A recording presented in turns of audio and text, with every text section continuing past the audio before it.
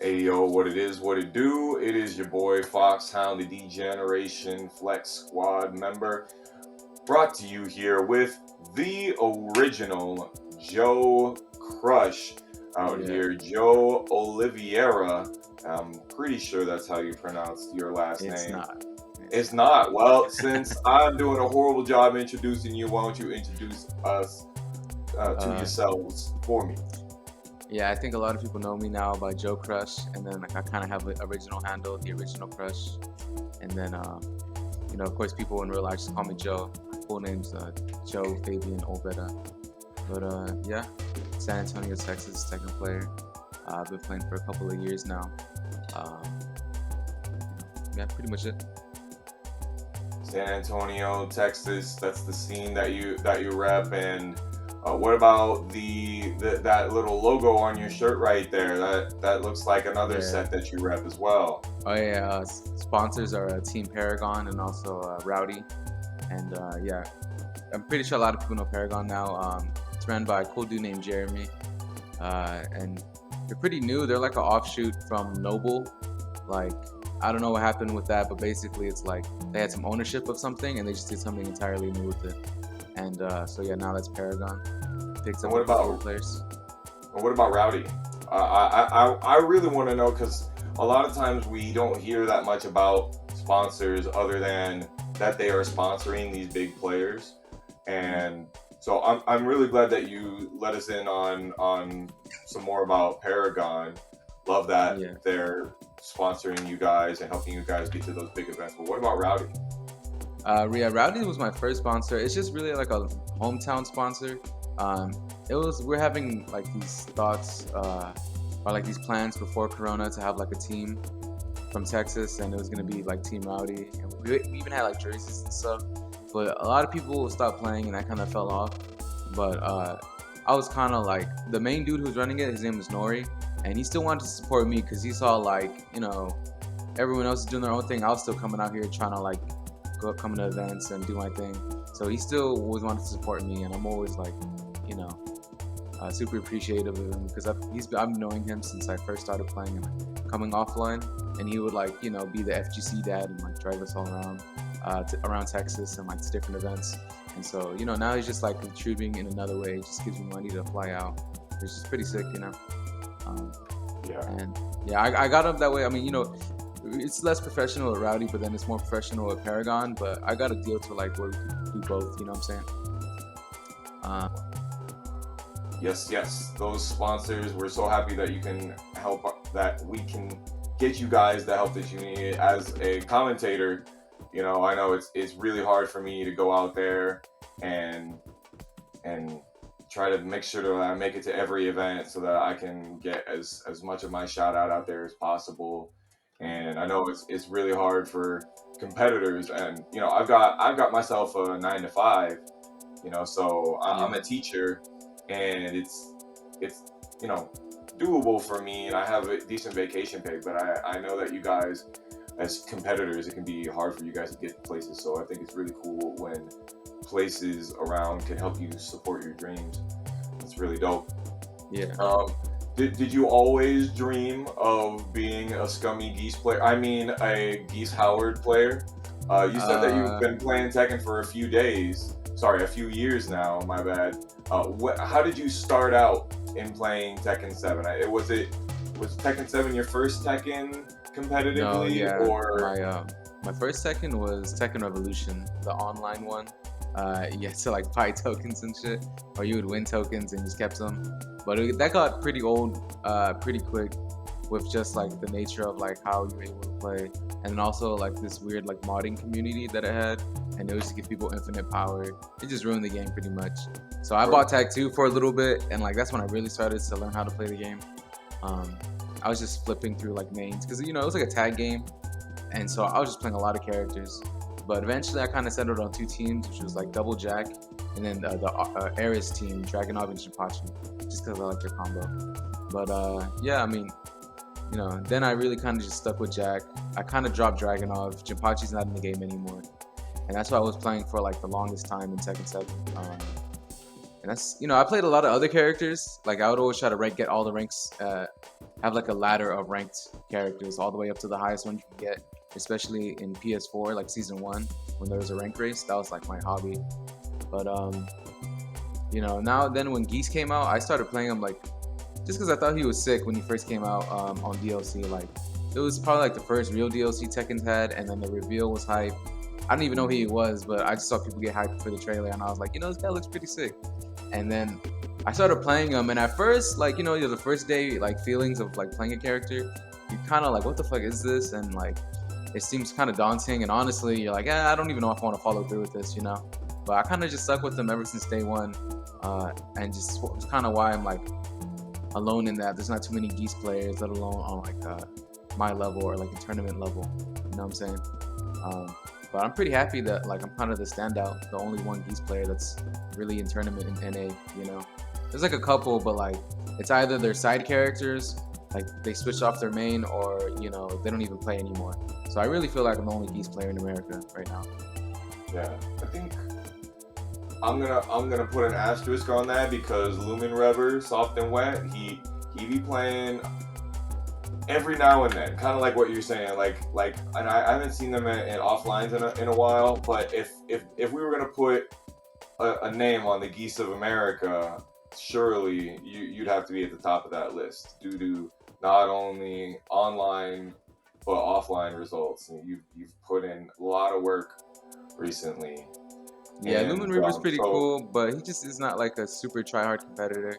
And I talked to him about his Geese too, because I'll be looking at his combos and I'm like, dude, you gotta work on your combos. They're so bad. You know what I'm saying? Like, you'd really just be killing people here. But nah, I mean, he's cool. He plays how he plays. He's getting better though. I saw on Twitter it's saying that he's gonna try to actually get better for TWT and EVO. And I saw he actually won like an online bracket pretty recently. So yeah, I might have to look out. You know what I'm saying? I think that was Spirit Realm, and he didn't drop a game the entire bracket. He did not drop a single game. He just went off. Yeah. Yeah. So he went crazy. Dude, I didn't see it. Sidestep neutral 2 just carries that man. I don't know how he does it. That's just honestly how you play him. I mean, it's using his strong point, Yeah, it was good. It was good. So I know that you play not just Geese, you play Jack, of course. One of the most optimized. I think you do really have one of the most optimized combo games for these characters that really shine with them, like Geese and Jack and Julia as well. Is there any one character that like you would consider like the one that like has your heart? Or is it like, all right, I need to pick a tool for the job to win this next game, and you have lots of tools at your disposal? I mostly feel like Jack is like kind of the go with my heart character, just because I feel like he has a secret untapped potential that a lot of people kind of just like don't even look at or don't even know it exists. You know what I'm saying? They just kind of have these assumptions of like season 1 Jack, and then season 1 Jack was nerfed, so therefore he's no longer good, and he was never really good in the first place, just like some people were good with him. But like then ever since that one nerf, they've just been steadily buffing him, and like even his damage on like his lows is increased. So just like core buffs to his like core game plan is like has made him crazy good. And just like adding damage to little things, like you don't have to just try to go for forward 1 all day to mix up with mids or stack damage. Like you can do sidestep 2 now into forward 2 is buffed. He has like all these other great mids. Like back 1-2 is kind of a meme move, but like it works so good. Wall Racing 2-1 counter hit launching, they give him so much more ways to get more damage, and then they buffed his lows, his damage on his lows, the frames, the pushback, the damage, everything. So it's like, yeah, if you've ever were good at Jack, just play him now because he's even better, And I feel like, yeah, I could win against anybody with that character, especially because they just underestimate me, and they underestimate Jack like all the time. And that's how that's why I love steamrolling people. That makes a lot of sense. I definitely have gotten through that. So recently, I was at a local, and it was like a smaller local, but like I was in grand finals, and I had just gotten to winner. I never made it to grand finals before. Never made it to grand finals. I Yeah. 3-0'd my training partner with their Leo, and I bopped that Leo. I was like, yeah, baby, got it. And then they Yeah. switched to Jack, and they don't really have a Jack like that, but like I'm playing Yoshimitsu. Yoshi's got big body combos. Yoshi is a pretty good matchup for Jack. When That ender he has is super annoying. It's so good. yeah, you can get 70 damage combos doing nothing. Yeah. Right. But like he washed me.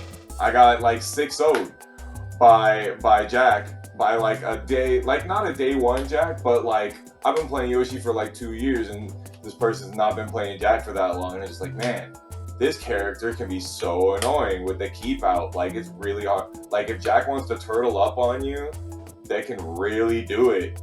And if Jack wants to get aggressive, it's really possible. Now you say he's got like a secret potential. What do you think that secret potential is? I know that every pilot can pilot any Gundam in this game, so to speak, and come out victorious.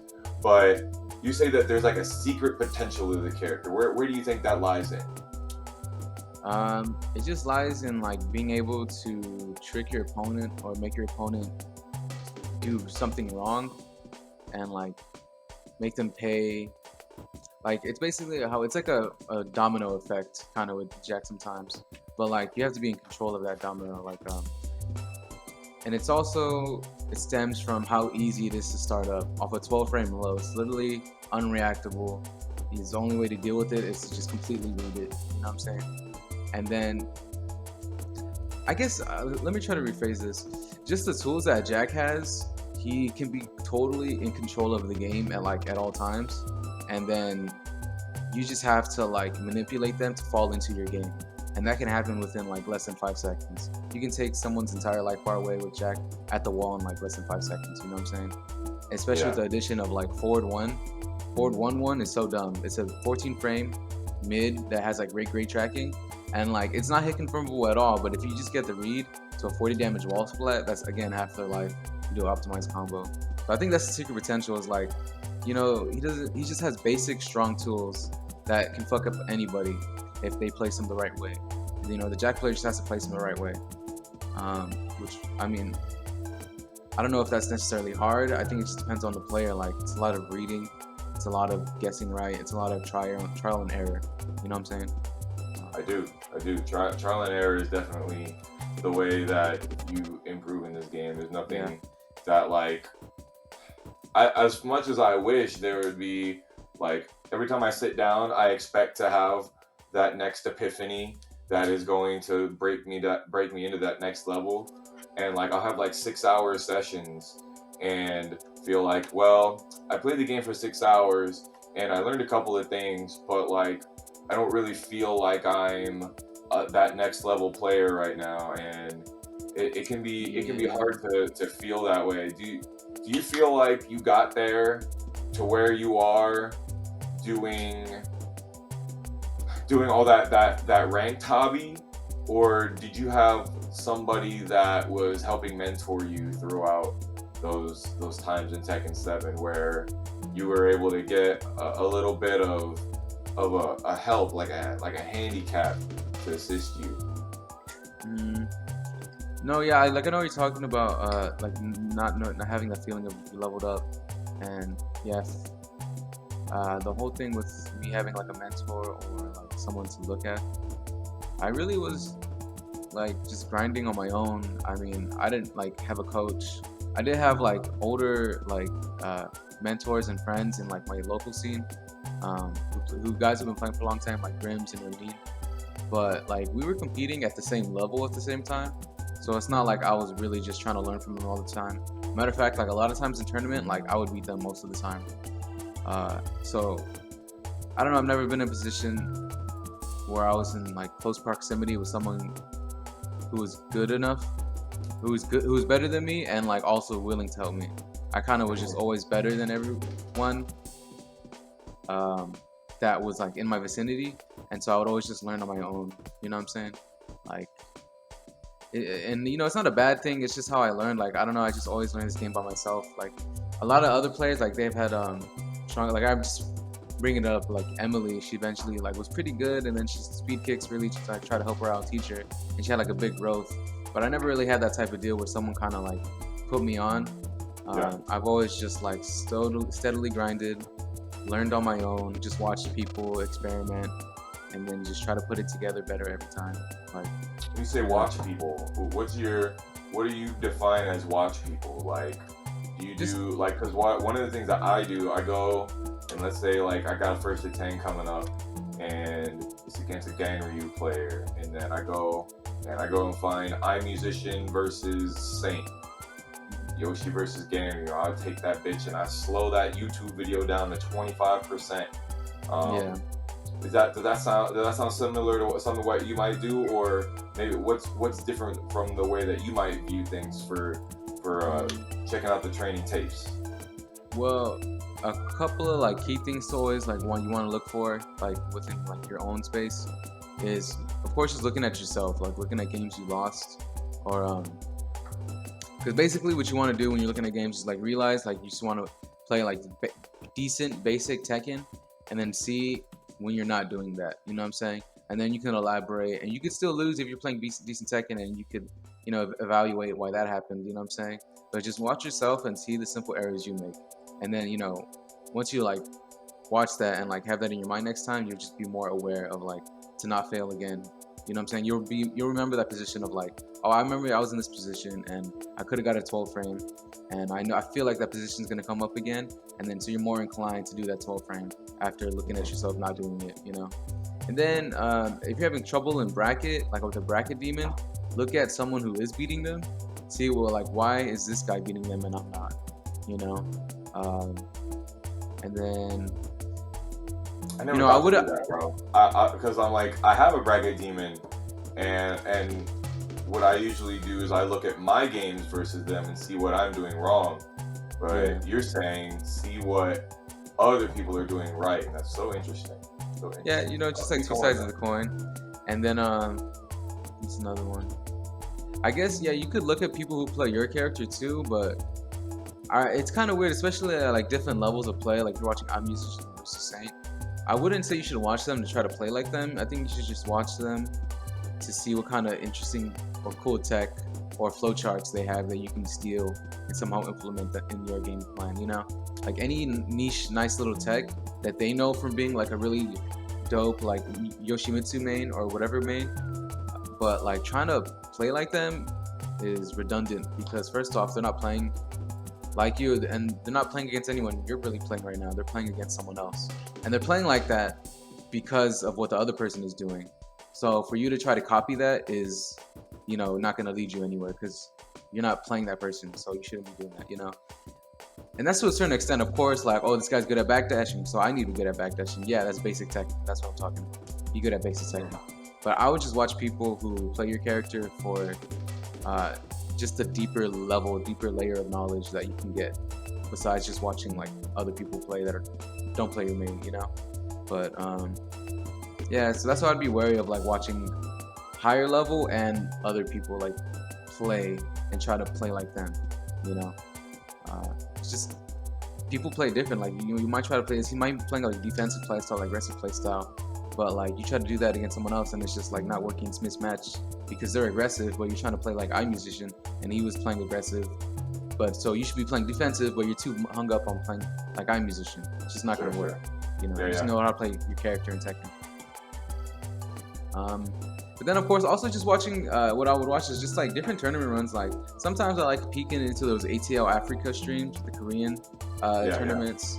And then sometimes I'll admit I'll look at the EU Tekken, ICFC, see if I can like just pick up something. Sometimes I'll watch some of these geeses, and honestly it just is cringe watching some of these EU geeses just mash. But I might learn something neat or cool, but yeah, I mean that's pretty much what I watch. That makes sense.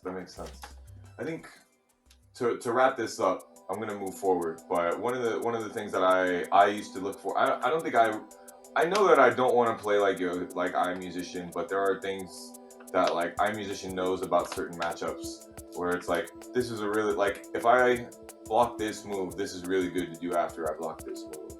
So And block stuff like that. punishment. So Yeah. those are not block punishing, but like let's say the move has like a lot of pushback or something like that, and so like, and it has a really specific amount of like spacing and minus frames, and it's like, okay, this is a good option to do after this, like something like that. Like, but like basically what you're saying, right, is to like pick up things to look at, and there are Yeah, really sounds- great things that I think iMusician does, but that's neither here nor there at the time. So moving forward, you play Geese, you play Julia. I've seen you play King. I've seen you play the Jack, of course.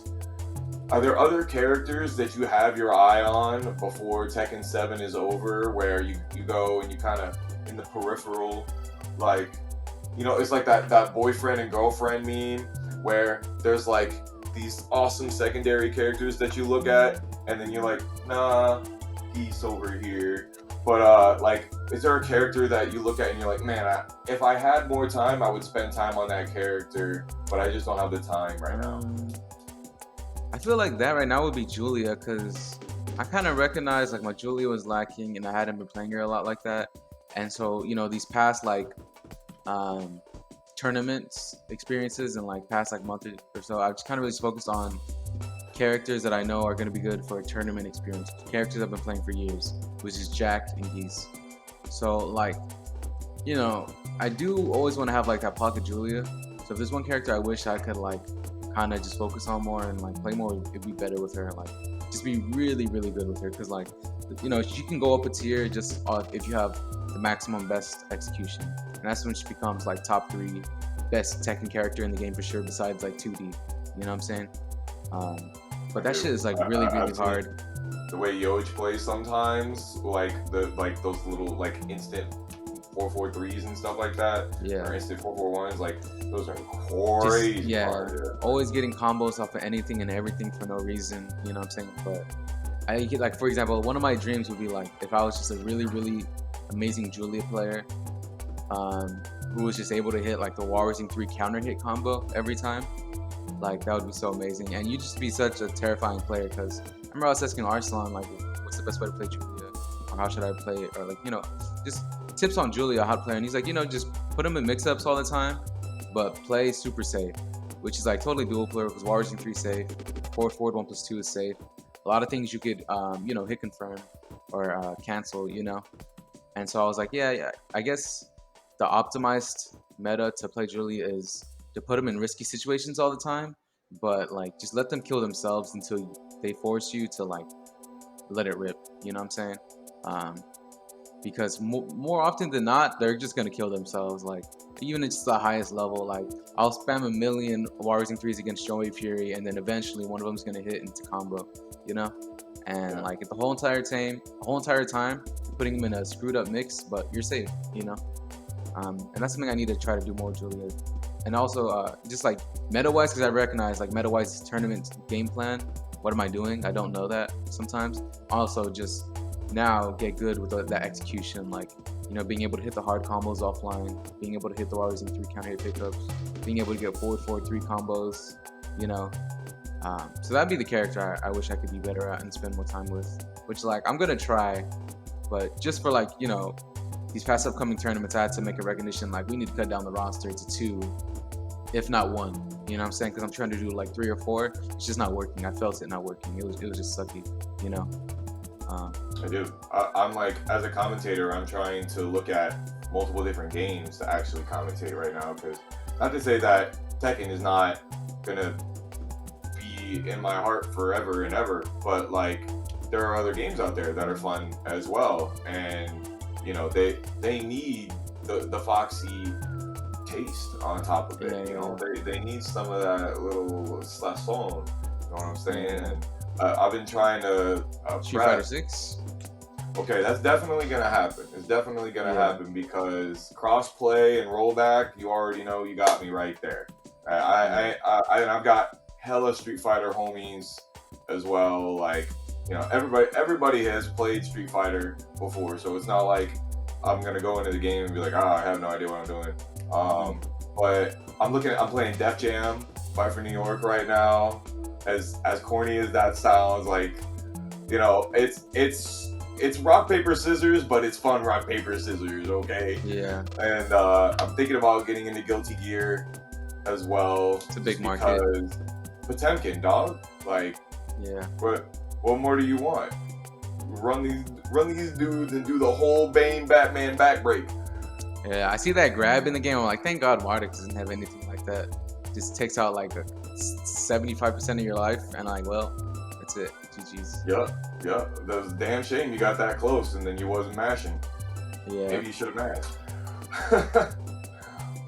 But yeah, I can totally understand, because I'm trying to make my schedule on trying to lab these different games and get an eye on the communities and things like that, and it's so hard. Like, it's hard to keep an eye on the Tekken community sometimes because so many things are going on, and we don't even know that there's New York monthly happening sometimes. We don't know that there's ATL monthly happening in October, and it's so hard because there's not like a centralized event calendar or something like that. And Twitter is just, I'm just not gonna sit on Twitter and stare at Twitter all day. I just can't do it. I got too many moves to make. Crack to smoke, chocolate to eat. I got things to do. All right. But yeah, I'm just vibing with you on, keep it simple, stick with one or two things, and then move on after that. Don't overload yourself. And above all, I think you would agree, above all, is make sure that you're enjoying the process. Yeah, I mean, I definitely try to pick characters that I think are like cool and like fun to play. You know, that's one reason why I picked Julia, because I was just looking at this character and I couldn't help but play her. She just looks so fun. And I'm like, dude, I just want to go into the ring and like fucking ruin people's day with like war drums and shit. Like at a breakable wall. It's so fun just like being able to hit that. And they know I can hit that. And they're standing there shivering in their boots about to take the mix. That's just, you know what I'm saying? That's just one aspect of Julia. It's so fun. It is so fun for you Julia players. Yeah. And yes, people do be shaking in their boots when they be playing against you. I hear some people talk about how you are their bracket demon in some of these interviews. Now, to that effect, do you get nervous? Do you shake in your boots when you have your sights on somebody in bracket? Like do you have a bracket demon that when you see them, like you're in the same pool as one another and you know that's how it's gonna have to end up? Are there any people that you look at them and go, yeah, this person usually gives me a run for my money, and I gotta be careful here? A usual person might be like, you know, Shadow or Ty or Joey, or, you know, I wouldn't say Anakin because I don't run into Anakin that much, like compared to the other ones. But yeah, like I always have a certain amount of like anxiety and like nervousness.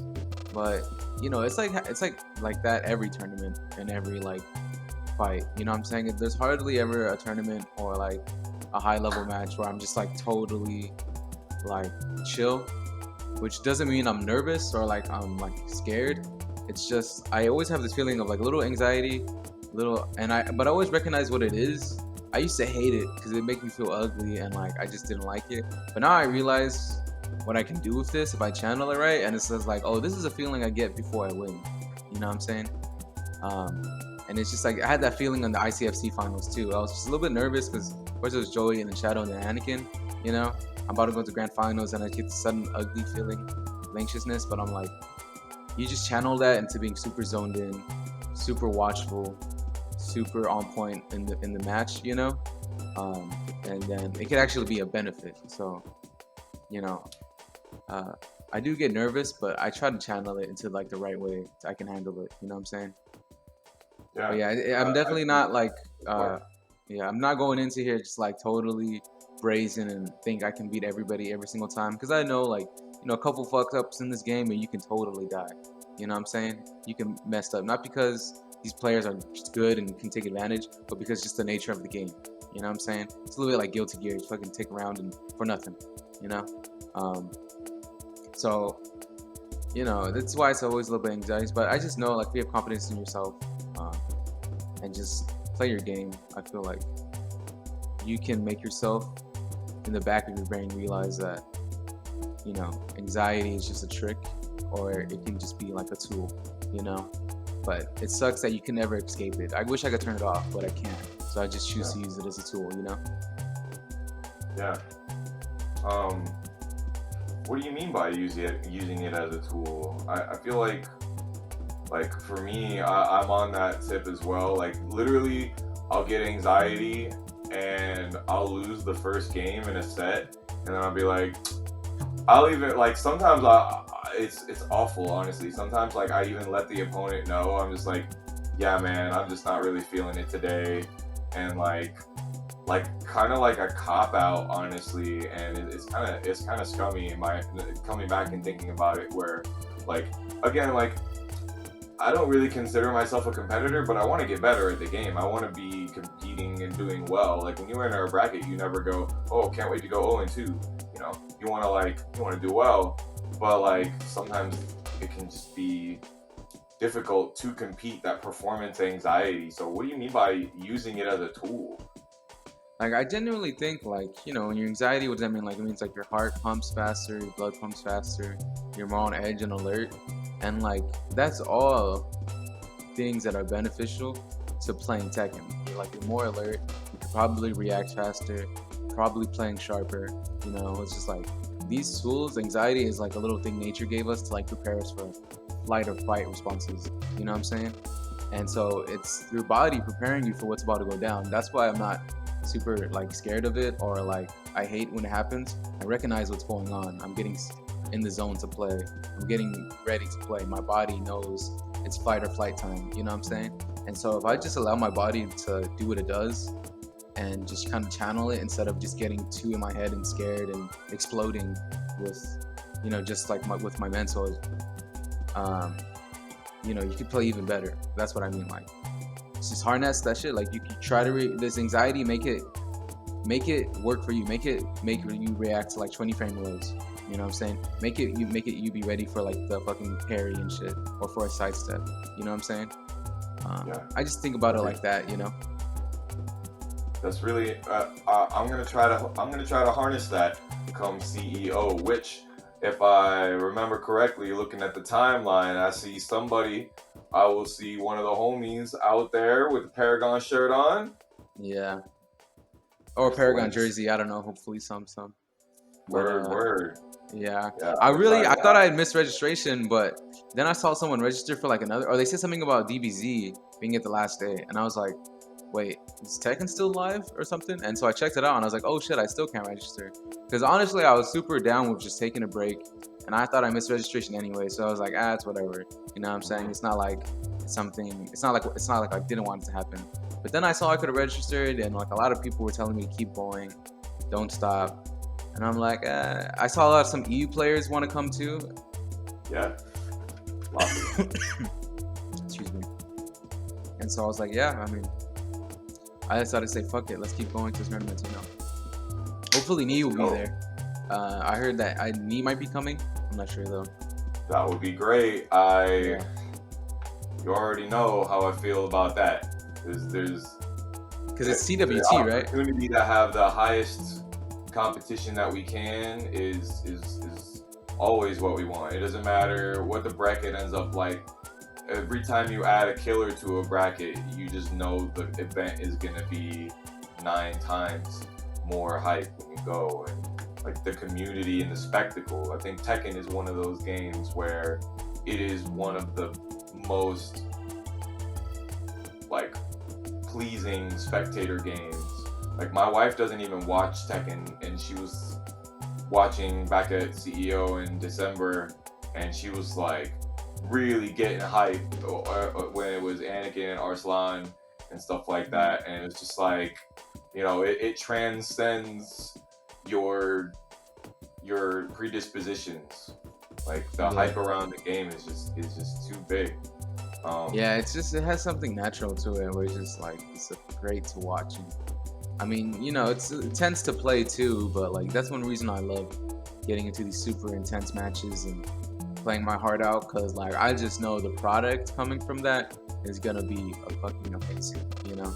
And then everyone gets to see that and enjoy it and take it in, you know. So there's just like levels to why I enjoy competing and playing Tekken, and that's definitely one of them. Just being able to, you know, put on the fucking show we all love. You know what I'm saying? Do a little rerun of like the little Majin run from Evo, or when Shadow beat Saint for the first time, or just any kind of moment like that. Like I know that feeling. I've seen that. I've gotten that feeling when I watch YouTube videos, and like now it's cool. I'm in the position to give other people that feeling. You know? Definitely. Yes, 100%, 100%. And then, you know, as a commentator, I want to be a part of that. Right? I want to be the one that you remember hearing. Yeah, I want to just like you know that Aris Club. Look at the time. Look at the time. Yeah. Like, you know, everybody knows that. And so just like you guys with competing, it's the same thing with commentating, where I feel like I got to keep it going. I got to keep going to as many things as I can and applying for as many things as I can, and really sharpening the tool and stuff. The North American scene has seen a lot of new, what I would consider hot shots in the community. I would plant yourself, Kaiser, Ty. Fear of Silence has recently gotten a lot more hype on him, and you know, lots and lots of players have shown that with a little bit of discipline, you can rise up through the ranks, so to speak, figuratively or literally if you're playing ranked mode out there. But some people are missing some notoriety. I feel like there's not enough shine put on some of the people out here. And first of all, I want to remind you guys that are listening that we are interviewing top player, regular community tournament goer Joe Crush right here, and we want to put the spotlight on the people that already have some spotlight but need a little bit more shine and have a little bit to say to us. Can you think of somebody, Joe, that you think might deserve a little bit more light on them in our scene, where you look at this player and like, man, this player is actually pretty damn good, but nobody talks like they're any good, or maybe they're like not getting the results yet, but they could be a standout player? Well, yeah, definitely. That's the first thing that comes to mind. Is we had this new Pakistani player move from Falsabad to Dallas, and his name is Azim, and everyone and their moms be getting him confused with the Z-Azam from PS4, and it's like a little bit infuriating, because I'm like, bro, like y'all really don't. I mean, I guess it's kind of like valid because he is a new player, but this Azim guy is not a fucking online like PS4 warrior. This guy is legit good. Like, you know, he comes from Pakistan. We had first to sevens the first day Arslan was here in Dallas, and he did better than me. I did 2-7, he did 3-7. You know what I'm saying? And you know, he actually didn't end up doing too well at DreamHack because he went there, but he was kind of having some issues with like family, so he's a little bit distracted. But you know, like even Arslan said himself, like, yeah, this guy is good, and that's one person I want to see kind of like blow up. And he's trying to blow up too. He's looking for a sponsor. He's trying to come to offline events. He's trying to get a PC, and it's just a matter of before time people know him like Azim X. He is an amazing Fang, but he also plays a ton of people. He beat, he got some games against Akash and the Lemire. You know what I'm saying? So that was pretty tight. He plays Athena. He just plays all the characters. You know what I'm saying? We did a first to 10 the first time we did the tournament. I beat him in grand finals, like 3-2. And then after that, we did a first to 10. And he was playing a bunch of characters like I am. So that's one guy I just know. Like once he starts to get into these events and has a couple of moments to shine, he's gonna blow up. You know. Do you think I want him to. You think that he would? I know you said that he's waiting to get a PC. You think he would start entering these online brackets as well, or you think? I think so. I mean, he wants to get sponsored. A style around like Pakistani Tekken is too much offline. No, I think he'd be willing to join these online tournaments. He just can't right now. Right. I don't see why he wouldn't. I mean, honestly, I think he could probably win some for sure. Like if there's not any like super crazy killers in there. You know what I'm saying? Like, there's got to be someone in there good to stop him. And even then, he might go back through him. You know, because like at Texas Showdown, he beat me, he beat Shadow, he beat a lot of other good players. You know what I'm saying? So it's just like, yeah, this guy's no joke. You know what I'm saying? Yeah, it's just a matter of time. Who knows what could have happened if the Yoshimitsu matchup didn't or if Jumanji's playstyle didn't do what it did, because I think that's the only person he lost to, right? He lost in winners, and then he lost in losers to Jumanji. Am I right? You're right. Which I think it's just like a little lack of knowledge on the Yoshimitsu matchup, and also just like probably like little to no experience at all playing someone like Jumanji, you know? Yeah, Jumanji's playstyle, if you played Jumanji once, you've pretty much played him. Like, in the sense that, like, that his game plan is pretty much set. I'm not trying to say that he's not, that he doesn't have spontaneity and whatnot, but you can expect things from Jumanji, and he knows how to mix you up, and he almost wants you to know what his game plan is because of the mix-up situations that, I think it's actually pretty hard for Yoshimitsu to enforce mix-ups, but in standing, in like the neutral, I think it's hard for Yoshi to enforce mix-ups. But once you get the knockdown, it's gambling city, baby.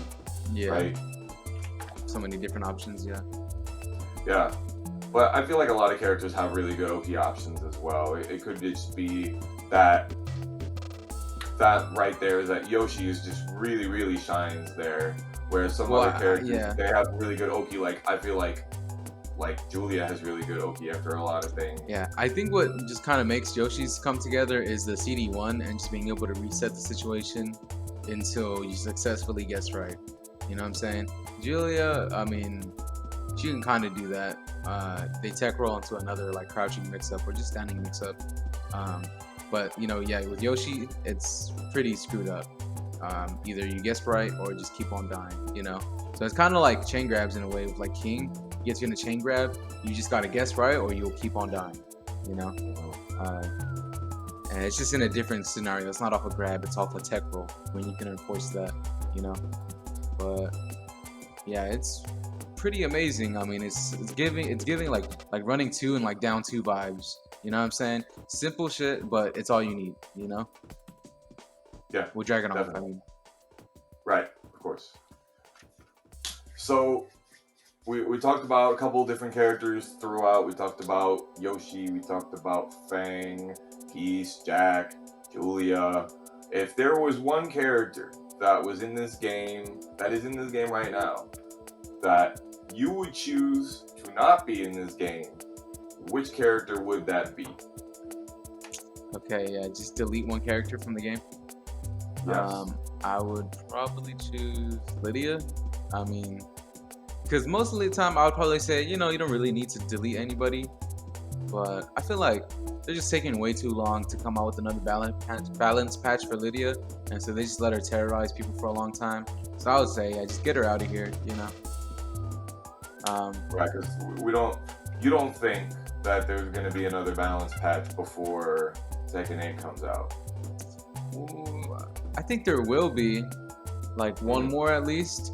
But honestly, from the release of Lydia until whenever the next balance patch is going to be, it's just way too damn long. Like, no matter what happens now, you know what I'm saying?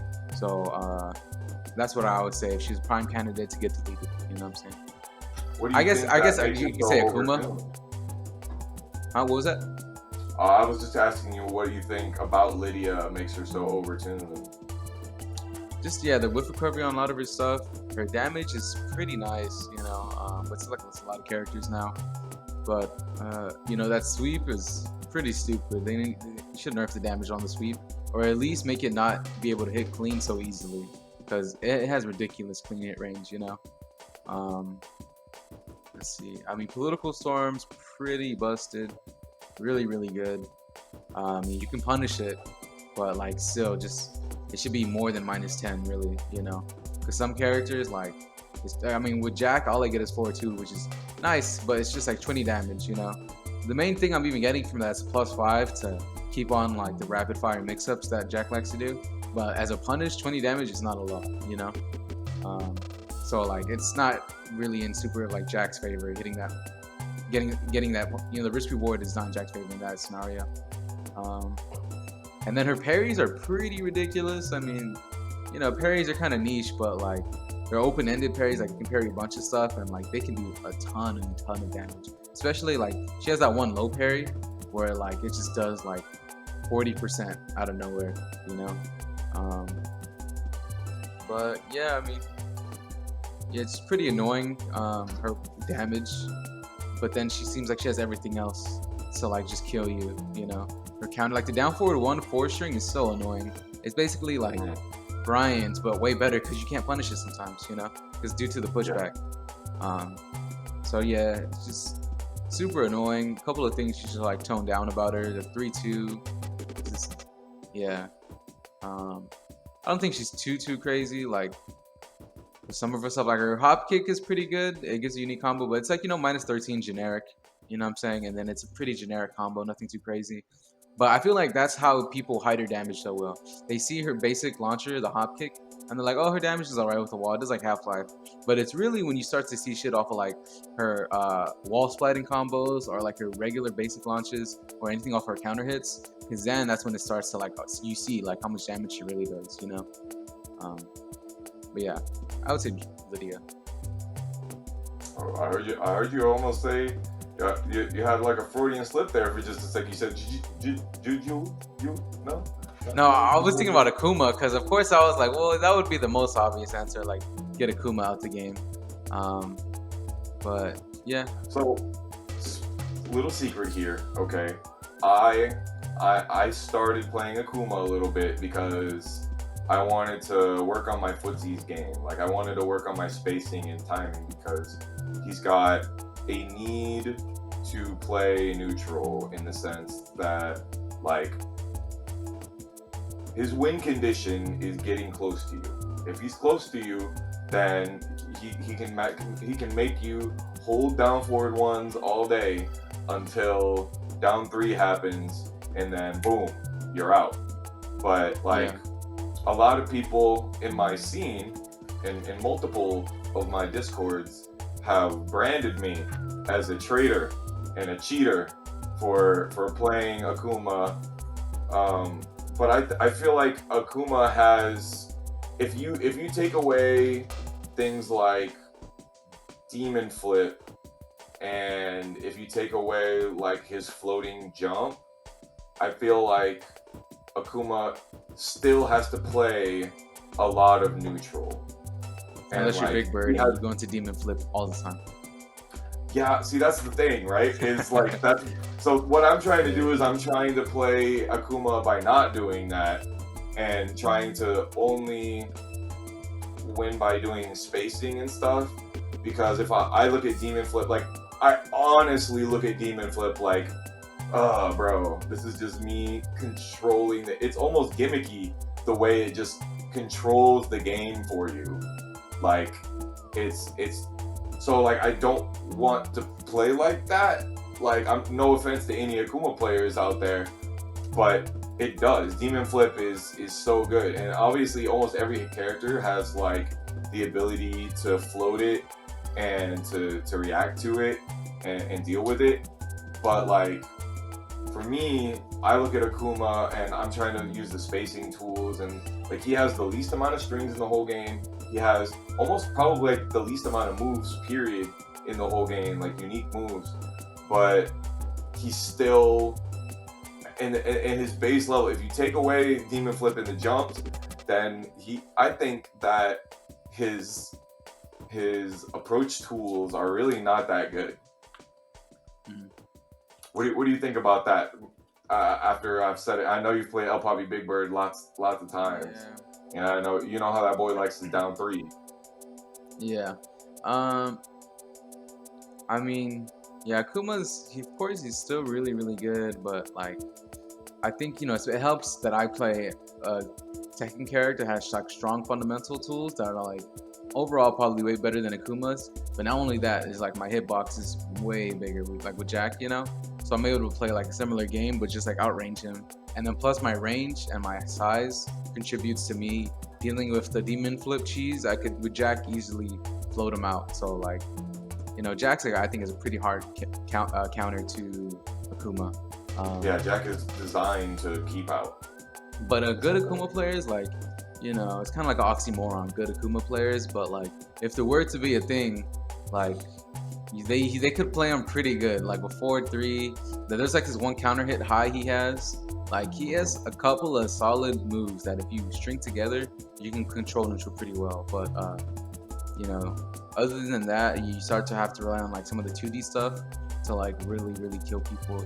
Because even all of his good stuff, like Akuma's busted because he has a 1-button 14-frame launcher. Like Jinpachi down 4-2. But like if you look at it and his damage, it's like pretty lackluster for a 14 frame. It is.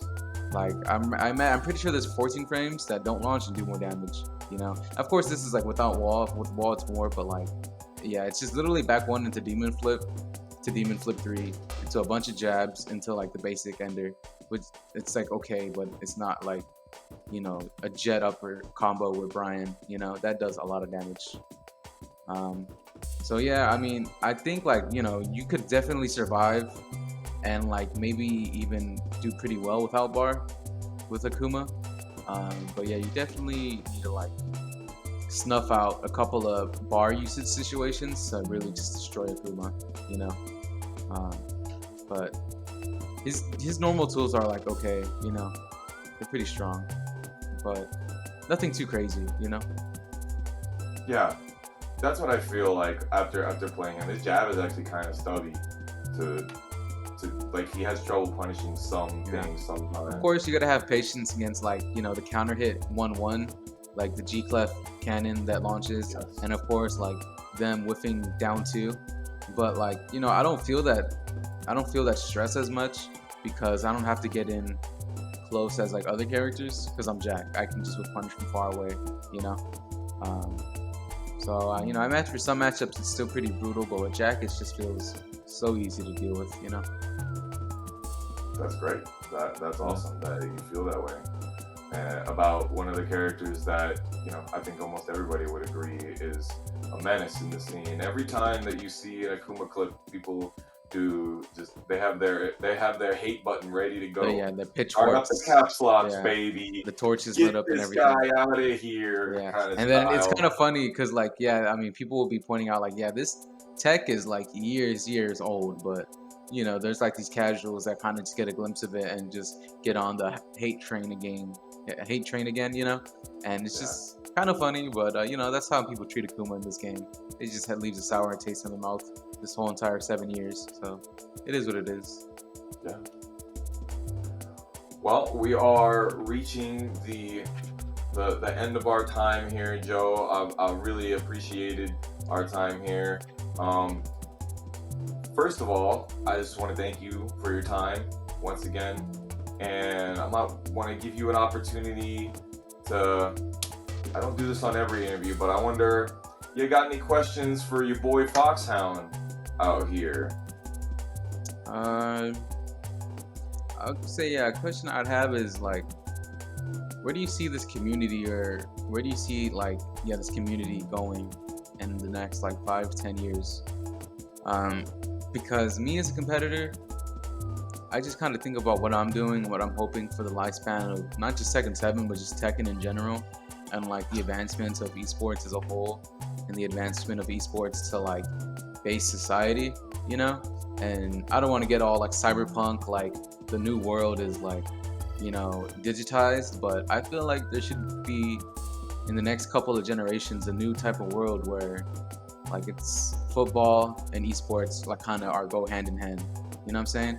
I just want to know, like, are you like willing to stay for that? Are you ready to fight for that, or like be there for it? I think about, so first of all, to answer your question, hell yes. And so for me, I do think that esports is growing. I really think if you just look at the numbers of attendees at these big events, if you look at the sponsorships that are coming in, Red Bull is still sponsoring players. Red Bull is still putting on big events like this for the fighting game community. And granted, yes, there are other communities that are getting bigger, faster, that are growing But faster, yeah, like League and Overwatch and stuff like that. But that's proof of concept.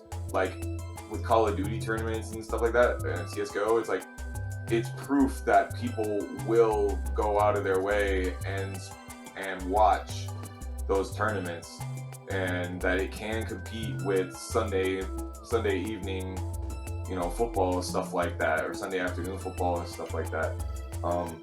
So for me, as a person, to answer the second part of the question where you ask if I'm willing to stick around for that, I honestly really feel the need to have something like commentary be part of me.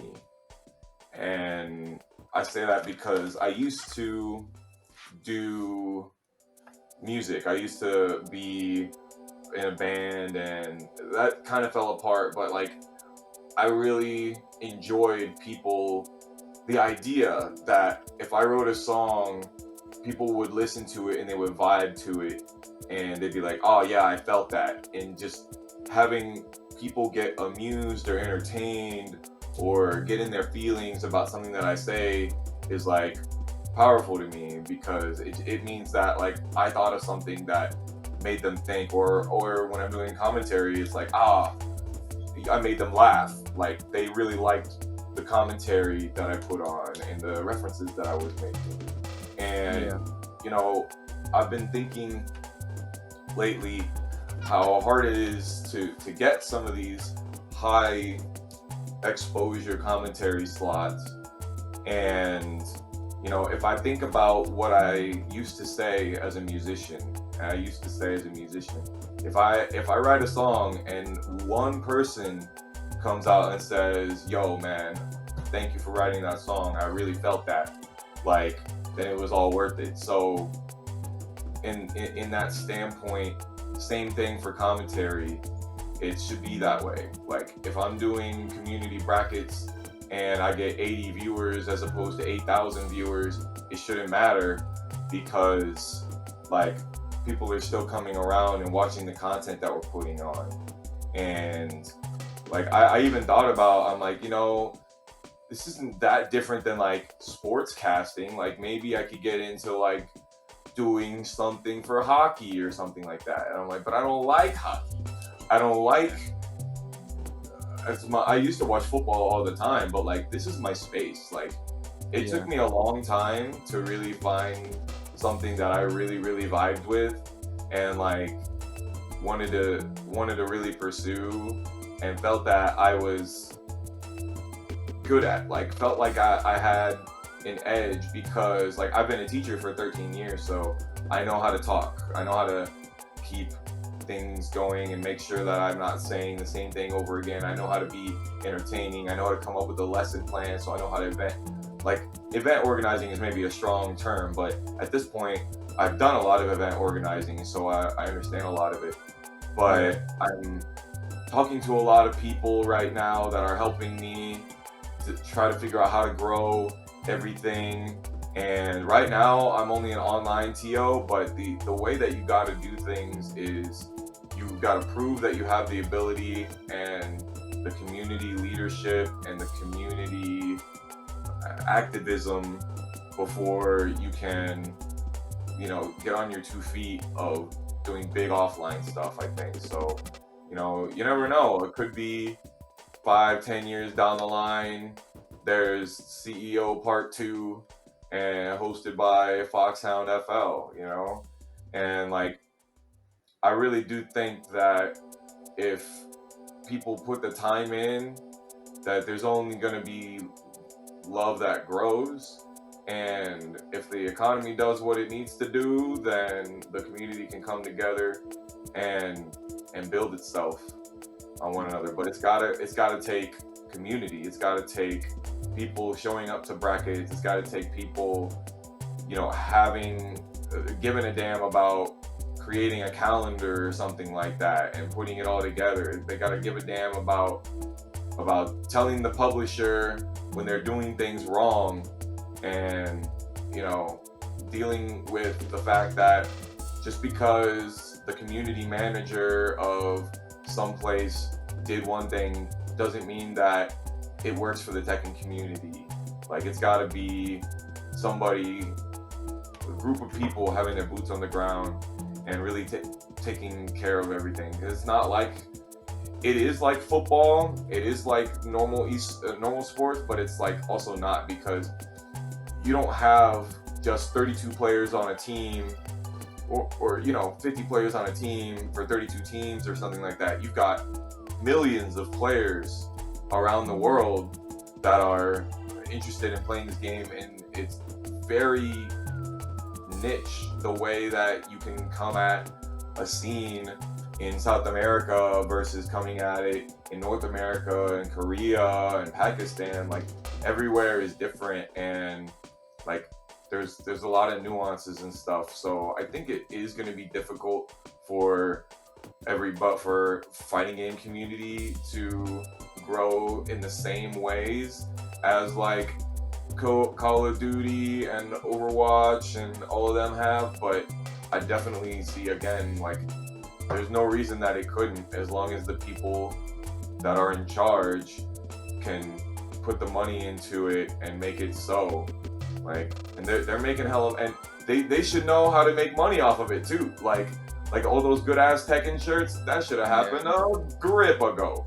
Yeah, it's kind of wild. We had no Tekken right? merch. Like, Yeah. they could have been making money off of us, like Street Fighter's making money off of people for Capcom Cup, for like, here, $5 towards the skin will put $2.50 towards the pot of Capcom Cup, and it's like, oh great, I get to support. Like, that's what we want to be able to do. I wish Tekken would do something like that. Yeah. I really hope Street Fighter 6 gives us that. I really hope with crossplay, because crossplay is huge, I think. I really hope that with crossplay, you get a wide group of people that say, yeah, I can play with anybody now, and that it gives us that ability to open up. Yeah. I think, now thinking about it, like, the state of the Tekken 7 is also, like, it's not really helping itself grow either. Because I'm thinking about the state of, like, PSN and, like, how we've all moved to PC. But then there's, like, a pretty big, like, barrier to PC. And it's just, like, if we could have a system where we could crossplay with people on any system, PC, PSN, or Xbox, that way the synergization of, like, first off, we have no synergization. PSN is, like, excommunicated. Like, no one even cares about it. No one wants anything to do with it. So we're all on PC. So there's a community of people on there who just don't even fuck with. You know what I'm saying? Let alone Xbox. Xbox is pretty much non-existent. Yeah, forget that. So if Tekken was, like, able to, like, just combine all three, that way there's, like, more, like, places for entry into the sphere of Tekken and the community and the FTC. Like, I feel like it'd be way better at growing. But right now, we just have to either get PC or bust. You know what I'm saying? I do. Like, I talked to so many people who are, like, are on PSN, and even I was in this one point in my life where I was on PSN, but, like, I gotta stay there because, like, I don't really have the money. It's such a big hurdle to get to a PC, so it's just something you have to, like, work for and, like, try to get on your own. But, like, realistically, how many people are actually following through with that and just not even interested in the game anymore? You know what I'm saying? So if we could get what Street Fighter 6 is getting, I would love that. I think it'd just be able to make us grow much more faster. Yeah, I really hope that Street Fighter 6 sets a bar and exceeds it. Yeah, I can't believe it. I mean, like, the communities go, and the publishers go, we have to do that, otherwise we're not getting players. Yeah. I was just thinking about a world where if we had crossplay and, like, rollback netcode, it'd be so amazing. So yeah, I just hope.